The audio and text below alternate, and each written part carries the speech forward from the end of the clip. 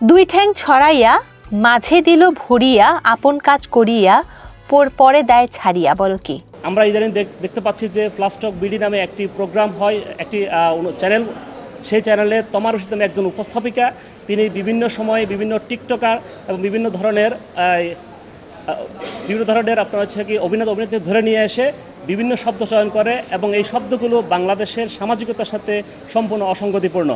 জামাইয়ের কাছে টাকা কিভাবে পূরণ করে? মেশিন বের হয়েছে তো, সাহস থাকে তো সব খুইলা দেখা। ভাই আগে তোর মারে আগে সব খুইলা দেখাইতে। তিনি বিভিন্ন শব্দ চয়ন করে যে শব্দগুলো অশ্লীলতা পরিপূর্ণ এবং কুরুচিপূর্ণ।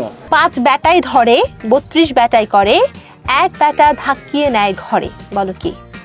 আমাদের বাংলাদেশের বর্তমান যে জাতীয় অনলাইন গণমাধ্যম নীতিমালা আছে, এই নীতিমালার 3.6 বলা আছে যে শিশুদের মনস্তাত্ত্বিক, মানবিক এবং নৈতিক গঠনকে নেতিবাচক প্রভাবিত করে এমন ধরনের অশ্লীল, তথ্যগত ভুল ও ভাষাগতভাবে অশোভন এবং সহিংসতামূলক অনুষ্ঠান প্রচার সম্পর্কে সতর্কতা অবলম্বন করতে হবে। তিনি এই নীতিমালা লঙ্ঘন করেছেন। তোমার কথা শুনে তো মনে হচ্ছে তোমার সুগার ড্যাডির খুব প্রয়োজন। আসলেই অতটা প্রয়োজন না, আমি এরকম দু একটা ছেলে আমি ইজিলি চালাতে পারি।